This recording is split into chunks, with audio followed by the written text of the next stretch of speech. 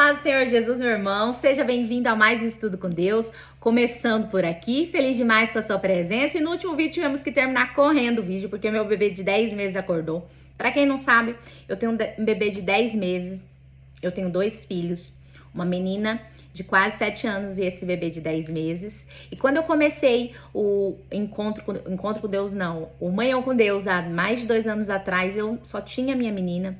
Depois eu engravidei, fiz os vídeos durante toda a gravidez, depois no pós-parto, tô aqui já, o meu bebê tem 10 meses, estou fazendo os vídeos ainda para o Senhor. Porque quando Ele nos chama, quando nós nos dispõe a algo e Ele nos chama para algo, nós temos que fazer independente das nossas circunstâncias. Por isso que muitas vezes você vai escutar bebê chorando, eu vou ter que parar no meio do vídeo e assim vai, porque infelizmente ou felizmente é assim que é a vida de uma mãe, de uma criança pequena. E eu não tenho um lugar apropriado, eu faço aqui na sala da minha casa mesmo esses vídeos. Então assim, meu irmão, é a vida real mesmo aqui, amém? Então vamos pro nosso vídeo, amém? Eu quero que você abra sua Bíblia, por favor, em Atos capítulo 22, versículo 6, para que a gente possa continuar aqui nossa leitura da palavra. Mas antes de tudo, vamos convidar o nosso amado e amigo Espírito Santo para nos ensinar todas as coisas do nosso grande professor, amém? Feche seus olhos. Senhor Jesus, estou aqui na sua presença para te agradecer por mais um dia, Pai. E quero colocar diante de ti a minha vida, a vida daquele que está assistindo esse vídeo. Senhor, em nome de Jesus, nos ajude a ler a tua palavra. Amiga e amada Espírito Santo, nos ensine todas as coisas. Nos ensine a sua palavra, Senhor, em nome de Jesus. Que a sua palavra venha nos iluminar, Pai. Venha nos santificar. Que ela entre em nossos corações como uma espada de 2 gumes, nos libertando, curando e transformando. E que ela faça morada em nossos corações e que ela dê frutos na nossa vida. Desça sobre nós, Senhor, o Espírito da revelação e da sabedoria do Senhor para que possamos compreender a tua palavra. Em nome de Jesus. Amém. Bora lá. Já pegou sua Bíblia? Abra sua Bíblia comigo. Atos, capítulo 22, versículo 6. Amém? Bora lá. E o título é Paulo fala de sua conversão. E aconteceu que enquanto eu viajava e me aproximava de Damasco, quase ao meio-dia, de repente brilhou no céu uma grande luz ao meu redor. Versículo 7. E eu caí ao chão e ouvi uma voz que me dizia: Saulo, Saulo, por que tu me persegues? E eu respondi: quem és tu, Senhor? E ele me disse: eu sou Jesus de Nazaré, quem tu persegues. E os que estavam comigo viram de fato a luz e ficaram aterrorizados, mas não ouviram a voz daquele que falava comigo. Versículo 10. E eu disse: o que farei, Senhor? E o Senhor disse-me: levanta-te e vai a Damasco, e lá te será dito todas as coisas que te é ordenado fazer. Versículo 11. E como eu não enxergava por causa da glória daquela luz, sendo conduzido pelas mãos dos que estavam comigo, cheguei a Damasco. Versículo 2. E um certo Ananias, um homem religioso conforme a lei, que tinha boa fama entre todos os judeus que ali moravam, vindo até mim, estando em pé, disse-me: irmão Saulo, receba a tua visão. E naquela mesma hora eu olhei para ele. Versículo 14. E ele disse: o Deus de nossos pais te escolheu para que tu conheças a sua vontade, vejas aquele justo e ouças a voz da sua boca. Versículo 15. Porque tu serás a sua testemunha para com todos os homens do que tens visto e ouvido. Versículo 16. E agora, por que te detens? Levanta-te e seja batizado e lava os teus pecados, invocando o nome do Senhor. Versículo 17. E aconteceu que eu, retornando para Jerusalém, enquanto eu orava no templo, caí em um êxtase. E vi aquele que me dizia: apresenta-te e sai logo de Jerusalém, porque eles não receberam o teu testemunho acerca de mim. E eu disse: Senhor, ele sabe que eu prendia e açoitava em cada sinagoga os que criam em ti. E quando o sangue de Estevão, teu mártir, se derramava, também estava presente. E consentia na sua morte, guardava suas vestes os que o matavam. E disse-me: vai, porque hei de enviar-te para longe aos gentios. Versículo 22. E lhe deram ouvidos até esta palavra. E então levantaram suas vozes, dizendo: tira da terra tal sujeito, porque não convém que ele viva. Então, até aqui é Paulo que foi preso ali, né? Levado preso, porque queriam linchar ele na rua. Levaram ele preso até mesmo para protegê-lo da morte ali pelos judeus. Estava ali falando àquele povo, ao seu próprio povo, o povo judeu. E ele começa a contar o seu testemunho, e aquele povo presta atenção até esse momento, até ele falar, até ele dizer aqui que Jesus disse que ele levaria para longe o seu testemunho, até os não-judeus. E aqui eles se revoltam, porque eles eram pessoas... Os judeus, meu irmão, eram muito preconceituosos. Eles foram separados por Deus, pelo próprio Deus, das outras nações. Então, eles se sentiam muito superiores aos outros. E por isso, eles achavam que os outros não receberiam a palavra de Deus, não poderiam receber. Mas o que mais me chama a atenção até aqui é que como é importante um testemunho na vida de um homem. Muitas vezes, meu irmão, você não precisa falar nada, você não precisa nem saber da Bíblia. Se você só contar o testemunho da sua vida, aquilo que Deus fez na sua vida, com as suas próprias palavras, você vai já testemunhar de Cristo e ali converter a muitos. Por isso que quando você tem um grande chamado, infelizmente, você precisa passar por grandes coisas, grandes provações, porque é através do seu testemunho de vida que muitos se chegarão a Deus. Você será um canal para aqueles que chegam até Deus. Então, para que você seja um canal, você precisa ter algo forte na sua vida para dizer. Você não pode chegar ali sem nada a dizer. Então, Paulo precisou passar por muitas coisas. Ele viveu uma vida de perseguidor. Ele esteve presente ali na morte de Estevão. Ele teve uma grande história antes de se tornar Paulo, quando ele era Saulo.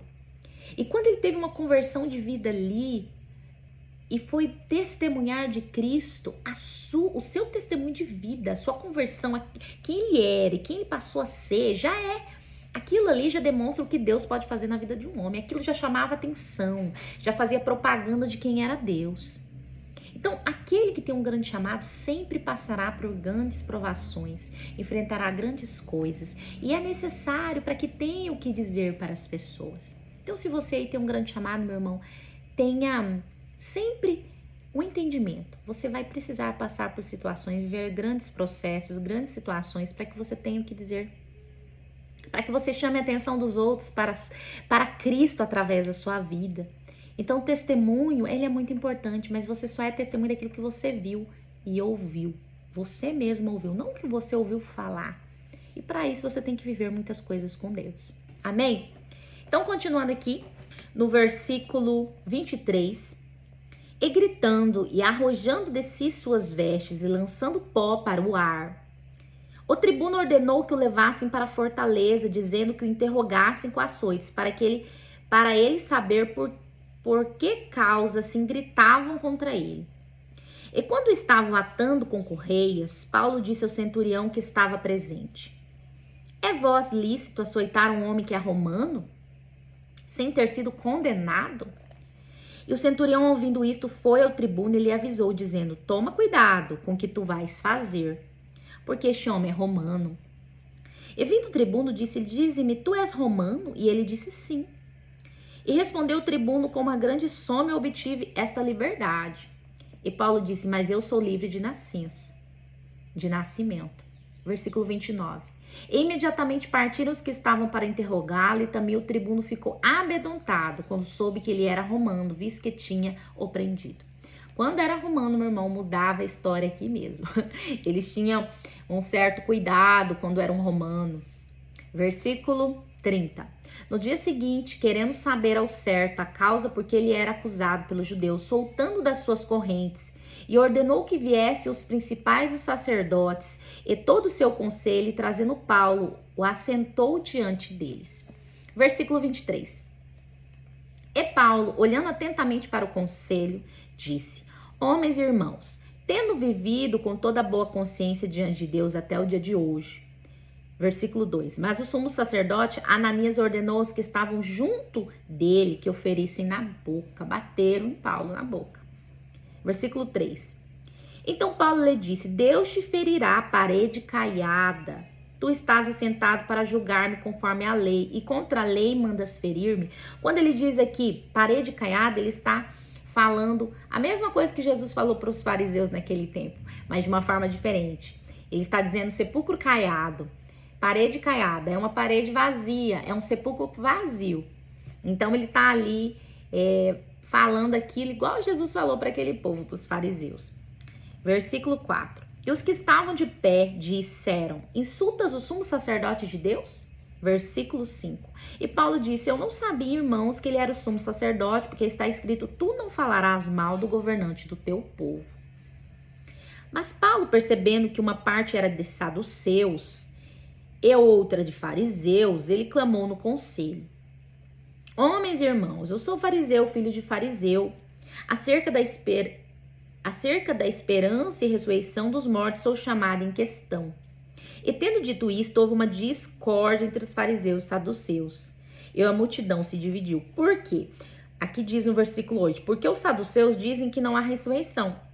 Nem anjo e nem espírito, mas os fariseus já confessam essas coisas, já acreditam nessas coisas. Então, ali, ele foi esperto. Ele usou essa situação aqui para poder, colocar eles ali em confusão mesmo. Deus deu essa sabedoria ali para Paulo. Versículo 9. E houve um grande clamor, e levantando seus escribas, que eram da parte dos fariseus, contendiam, dizendo: não encontramos nenhum mal neste homem, mas se algum espírito ou anjo falou com ele, não lutemos contra Deus. Versículo 10. Porque os fariseus acreditavam em anjos e espíritos, no caso.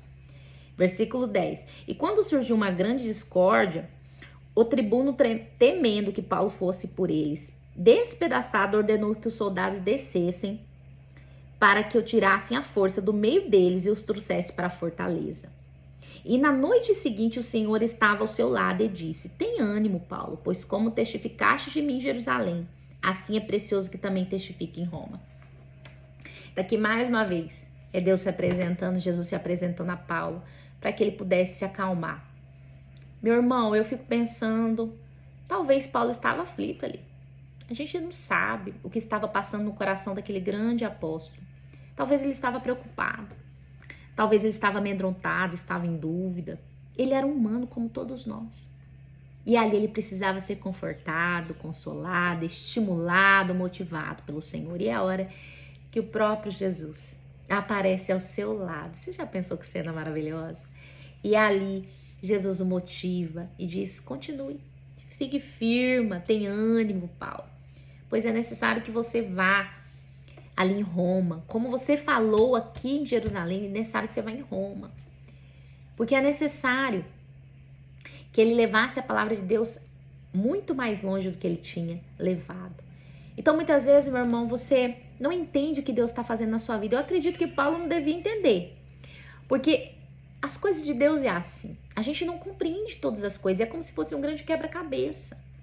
Você olha e fala: Deus, o que o Senhor está fazendo? Você não compreende, porque os pensamentos do Senhor são muito maiores que os seus e os meus. Nós não entendemos. Mas ali, no meio daquele grande quebra-cabeça, era Deus usando uma situação para que pudesse levar Paulo até Roma, para que ele pudesse testificar, pregar a palavra de Deus ali. Então, todas as coisas do Senhor, tudo que Deus faz na nossa vida, Ele tem um plano. Muitas vezes você reclama, mas tente sempre se lembrar: Deus está no controle. Parece que está tudo bagunçado, igual estava a vida do Paulo aqui. Mas não, o Senhor tinha um plano em cima disso, muito além do que Paulo podia imaginar. Continuando aqui no versículo 12. Quando amanheceu, os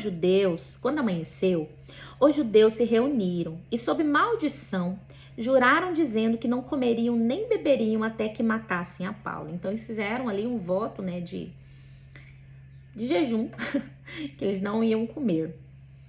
Eles não iam comer até matar Paulo. Olha o tanto que esse povo tinha raiva de Paulo. Versículo 13. E eram mais de 40 os que fizeram essa conspiração. E eles foram até os principais, os sacerdotes e anciões e disseram: havemos-nos jurado debaixo de maldição que não comeremos nada até que matemos a Paulo. Agora, pois, vós, com o conselho, rogai ao tribuno que o traga a vós amanhã. como que querendo saber mais alguma coisa sobre ele, e antes que chegue, estaremos prontos para assassiná-lo. Versículo 16.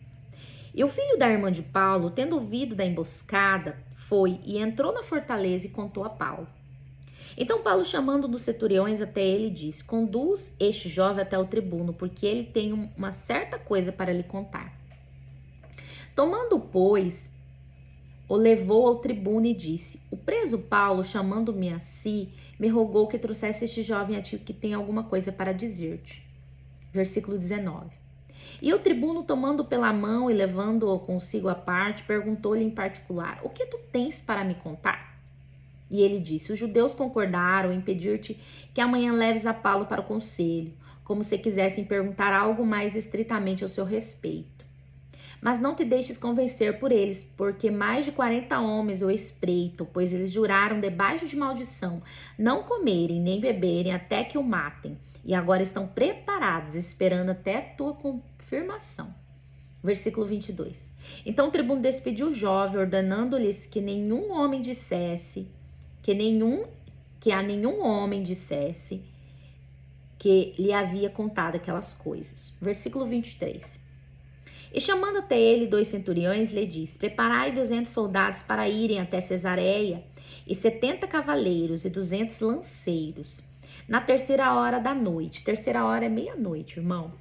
Se eu não estou enganada, acho que é meia-noite. Vamos até verificar aqui na outra Bíblia. Tem uma versão mais simples. 23.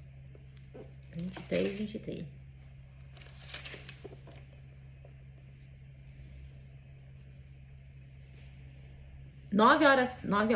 Olha só, já tinha errado. Aqui diz: para Cesareia ainda esta noite às 9 horas. Então, na 3ª hora da noite, é 9 horas da noite. Amém? E providenciai animais para Paulo montar neles, para o levar em segurança ao governador Félix. Versículo 25. E ele escreveu uma carta desta maneira: Cláudio Lísias, ao excelentíssimo governador Félix, saudações.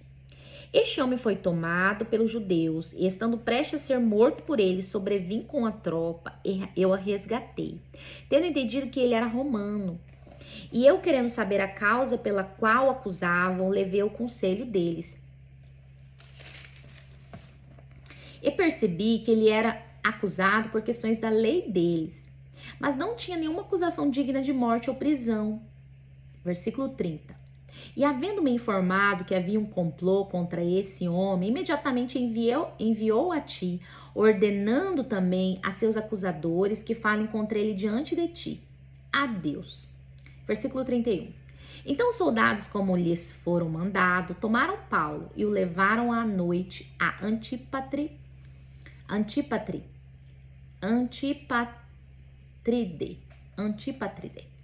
No versículo 32, perdão. No dia seguinte, deixando os cavaleiros irem com ele, retornaram para a fortaleza, os quais, entrando em Cesareia, entregando a carta ao governador, apresentaram-lhe também a Paulo. 34.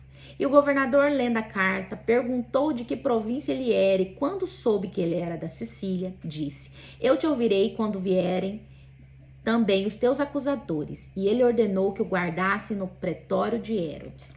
Então aqui o povo judeu tinha feito um voto. Tinha feito aqui um voto de jejum, que eles não comeriam nem beberiam até matar Paulo. Então eles fizeram ali um plano para poder matar ele e fazer uma emboscada ali enquanto ele estava sendo levado de um lugar para o outro. Então, meus irmãos, o sobrinho de Paulo ficou sabendo, levou essa história até Paulo, e Paulo pediu para ele levar até, aquele que estava responsável por ele. Então, o que ele fez? Ele pegou e mandou ele para outro lugar, que é até Félix, que era o governador ali, que era alguém acima deste homem que estava cuidando de Paulo. E ali Paulo estava sendo levado de um lugar para outro, para que o testemunho dele pudesse ser contado. Amém? Vamos continuar aqui no capítulo 24, versículo 1, que tem como título Acusações contra Paulo. E após 5 dias, o sumo sacerdote Ananias desceu com os anciões e com um certo orador chamado Tertulo, os quais informaram ao governador acusações contra Paulo. E sendo chamado Tertulo, começou a acusá-lo, dizendo: visto que através de ti estamos desfrutando de muito sossego, e que atos dignos são feitos a esta nação por tua providência. E sempre em todo lugar, excelentíssimo Félix, o queremos reconhecer com todo agradecimento. Então, esse Tertulo aqui, meu irmão, é como se fosse o advogado diabo, no caso. Tá aqui ele, né, babando em Félix para começar ali a falar contra Paulo. Continuando aqui no versículo 4. Mas para não importuná-lo demasiadamente, suplico-te que nos ouças com a tua clemência as nossas poucas palavras, porque temos achado que este homem é uma peste que promove sedições entre os judeus por todo o mundo, e um líder da seita dos nazarenos, o qual intentou também profanar o templo, e nós o prendemos. E queríamos julgá-lo conforme a nossa lei, mas o tribuno Lisias veio a nós e com grande violência tirou-o de nossas mãos, mandando aos seus acusadores que viessem a ti, examinando-o tu mesmo, e poderás entender todas as coisas das quais o acusamos. E os judeus também concordaram que estas coisas foram assim. Versículo 10. Então Paulo, depois que o governador tinha acenado para ele falar, respondeu: porque eu sei que tu és há muitos anos juiz desta nação, sinto minha vontade para me defender. Então Paulo ia se autodefender ali. Ele não tinha um advogado, vamos dizer assim. Ele era o seu próprio advogado. Versículo 11. Porque tu podes saber que não há mais de 12 dias que eu subi a Jerusalém para adorar. E eles não me encontraram no templo discutindo com algum homem, nem incitando o povo, nem nas sinagogas, nem na cidade. Nem eles podem provar as coisas de que agora me acusam. Mas isto eu confesso-te, que depois do caminho, que eles chamam heresia, então adoro o Deus de meus pais, crendo em todas as coisas que está escrita na lei, nos profetas, tendo esperança em Deus, como estes mesmos também esperam que haverá a ressurreição dos mortos, tanto dos justos como dos injustos, versículo 16. Nisto também me informo de sempre ter uma consciência sem ofensa para com Deus e para com os homens. Ora, muitos anos depois eu vim trazer esmolas à minha nação e ofertas. Versículo 18. Nisto uns certos judeus da Ásia me encontraram purificado no templo, não em ajuntamentos nem com tumultos, os quais deviam estar neste lugar diante de ti e acusar-me, se tivesse alguma coisa contra mim. Ou também estes mesmos digam aqui se encontraram algum mal em mim, quando eu estive diante do conselho. A não ser essas palavras que eu clamei, estando entre eles. Referente à ressurreição dos mortos, eu sou chamado em questão por vós nesses dias.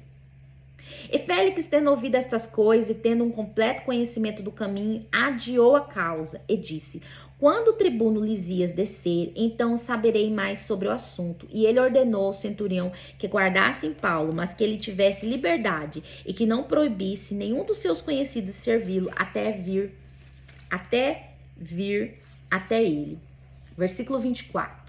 E após alguns dias, vindo Félix com sua mulher Drusila, que era judia, mandou chamar a Paulo e ouviu acerca da fé em Cristo. E discursando sobre a justiça e temperança e juízo vindouro, Félix, tendo medo, respondeu: por agora vai em teu caminho, e quando eu achar o tempo conveniente, chamarei. Além disso, esperando que lhe fosse dado dinheiro por Paulo, para que o soltasse, mandava chamá-lo mais frequentemente e conversava com ele. Mas após 2 anos, Félix teve por sucessor a Pórcio Festo, e Félix, querendo agradar aos judeus, deixou Paulo preso. Então aqui Paulo fez a sua autodefesa ali, expôs ali tudo que tinha acontecido, que tinha subido para adorar ali, que tinha ido ali, né, entregar um voto, que ele não estava brigando, arrumando contenda ali nem no templo, nem na rua, nem nada, mas que aquele povo estava ali buscando, né, sem causa alguma prendê-lo.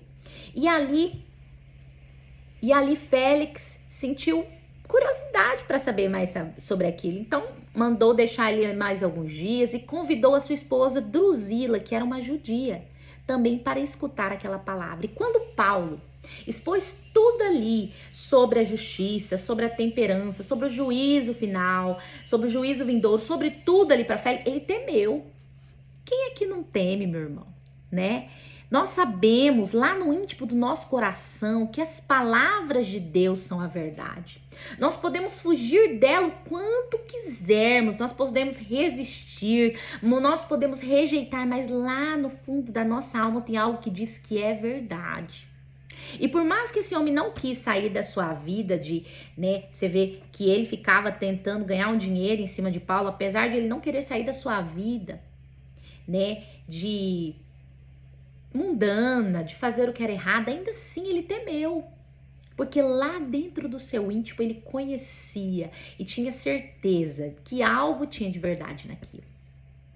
Meus irmãos, a palavra de Deus ela é mais cortante que uma espada de 2 gumes.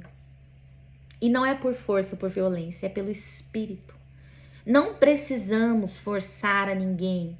Nós só precisamos pregar a palavra de Deus, falar o que está na Bíblia. Porque essa palavra ela vai entrar e ela vai cortar lá dentro. E ela vai nos libertar, ela vai nos curar, ela vai nos transformar, ela vai nos santificar. Porque ela é uma palavra viva. Então não adianta a gente querer fugir. Não adianta a gente querer fingir que não é verdade, porque nós conhecemos. Lá no fundo da nossa alma tem algo que nos diz, que é o próprio Espírito Santo nos dizendo, é verdade, a verdade. O Senhor vai nos testificando a verdade que é do Senhor. Amém? Vamos parar por aqui, meu irmão. Vamos continuar no próximo vídeo, no capítulo 25, Atos 25. Espero estar agregando aí na sua vida. Hoje nós lemos um pouquinho mais, não falamos tanto, mas é como eu sempre falo, é algo vindo do Espírito Santo. Aquilo que o Senhor traz em meu coração, eu vou trazendo para vocês. Nada mesmo muito preparado. Até porque, meus irmãos, eu não estou trazendo teologia para você. Eu estou trazendo a palavra de Deus. O que eu quero com isso aqui tudo é de fato te estimular a ler a palavra. É te levar a compreender que a palavra, ela tem todas as respostas que você precisa. Amém? Então que você fique com Deus. Deus abençoe a sua vida. Que você possa comentar. Comente, meu irmão. Isso ajuda, os nossos vídeos ser levados para frente. O YouTube entende que está sendo relevante esses vídeos. Curte para que possa também crescer aí nossos vídeos, ser levado para frente, porque tudo isso contribui para que o canal cresça. Amém? Tem muitos irmãos que estão assistindo, não estão curtindo, não estão comentando.